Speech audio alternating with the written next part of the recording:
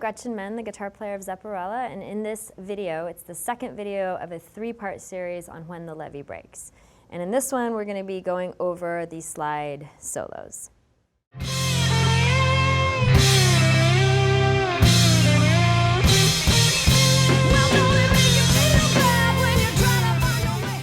This is not intended to be a deep and extensive course in slide playing. I will make some recommendations for further study if you want to get deeper into it, but I'm just going to show you a few things, enough to get you through the solos.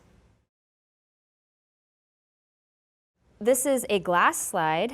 It's like a blown glass slide, and it's weighted, so it has more material up here. It's actually meant to be worn with this at the top. I have like the smallest fingers, like the skinniest fingers, so normal slides would be flopping off me, and on sweaty stages I can tell you that it's even a problem on this. So what I actually do is I reverse it where the smaller diameter goes on my pinky, and that actually fits a lot better. So I use my pinky. I've seen people using pretty much any finger, but I like it on my pinky because it frees up these three other fingers easier for me. I find, at least, that if I have something like this on my third finger, my fourth finger like absolutely cannot get over it, and it becomes kind of useless. So pinky upside down slide, and I prefer the glass slide, but I've seen Jimmy definitely using the metal slides. One thing to talk about was setup, is if you really wanted to sound as good as possible on slide, you'd have your action set a lot higher than is practical for me to have, you know, for all of the rest of the night. So it's a compromise, and I have just kind of regular playing action. It just means you have to play the slide a lot more carefully because it's going to buzz against the frets more easily. So speaking of frets, frets are a great place to start when you're trying to find a note. They will get you in the ballpark, but there's still a lot of wiggle room within that. So you can be at your 12th fret, but you can be, and those are almost imperceptible visual differences, so you really, really have to engage your ear. Two other really important things are about muting, because with the slide on the neck, it is really easy for there to be just lots of superfluous noises. You can't just play one note and not have those other notes ringing out. So really important, I mute with both my left and my right hand. These three fingers go down in back of the slide, and then everywhere that I'm not playing, I'm muting also with my right hand.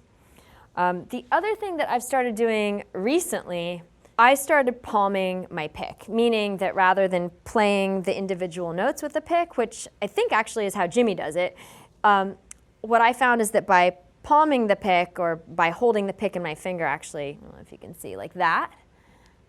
So if I'm picking like this, I slide it like that.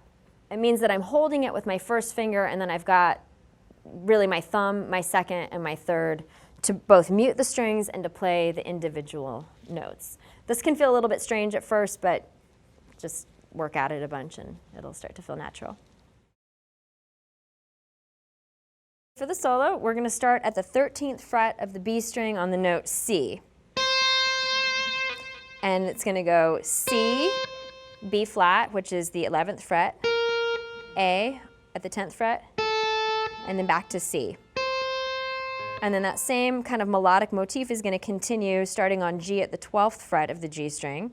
And then you have G, F, E, G, and then continue down one more time, F, E, D, F, G, B flat, C. So.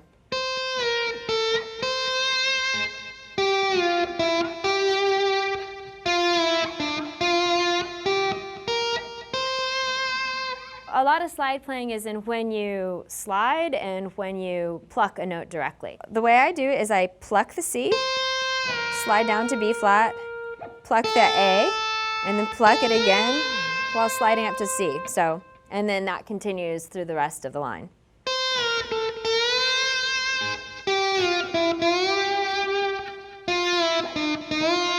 And then pluck G, B flat, C. The next little bit of the line is going to go C down to B flat, and then you're going to slide up to, it's kind of like an E flat that's a little bit sharp. It's like kind of, it's sort of between the two of them, at least to my ears. But so C, B flat, and then that kind of, I'll call it E flat, and C, and then it continues. So same line.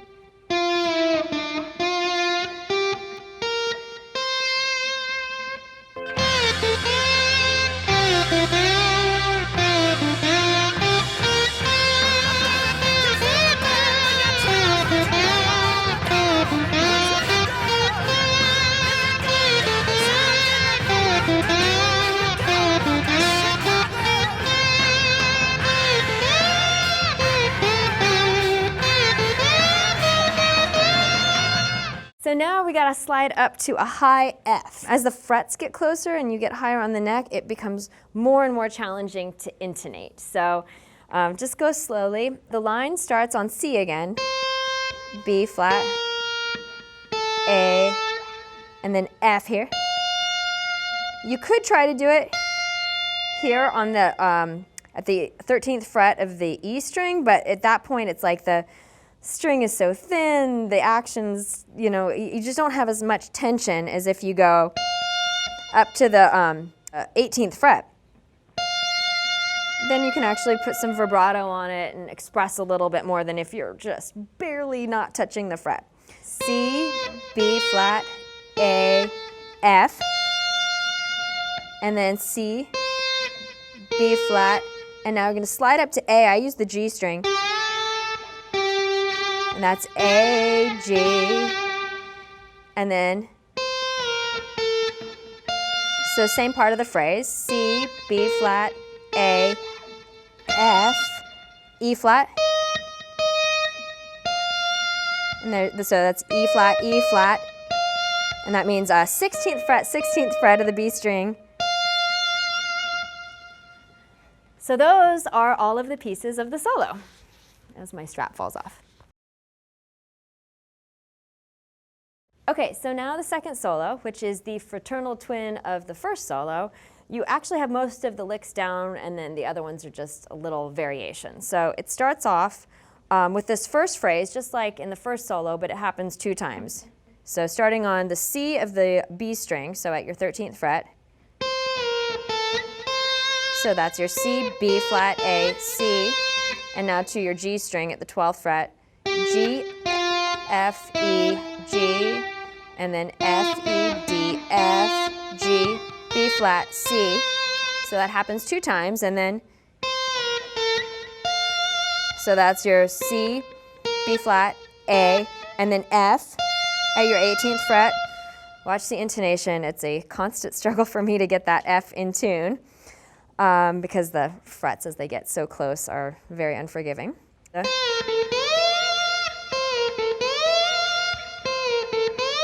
And now E flat, F. And then you go into this kind of little extra tag. And to me, it actually sounds kind of good if it's very off the cuff, kind of cavalier, not overly precise. B string, starting at the C, just kind of just sliding down as you feel it. F. And then the rhythm changes. For the very end of the solo, you go back to that familiar phrase at this point.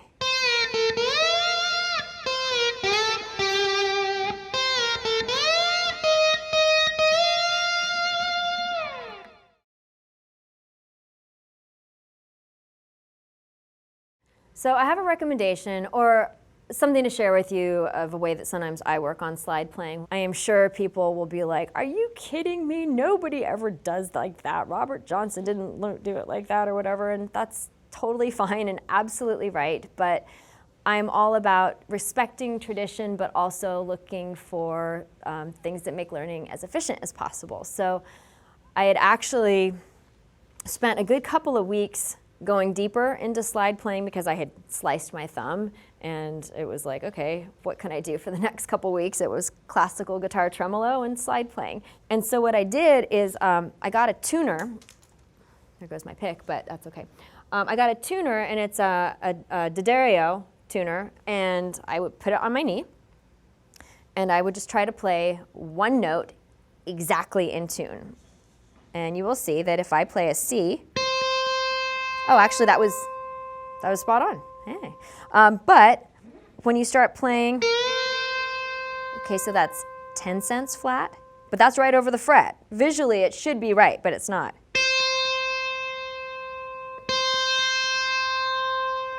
And I started trying to just almost get into a Zen type of like really deep hearing and trying to see how much of a difference could I hear. Could I hear the difference of 10 cents? Could I hear the difference of 4 cents? And I spent easily like 5 minutes just trying to find where's C. And there it is.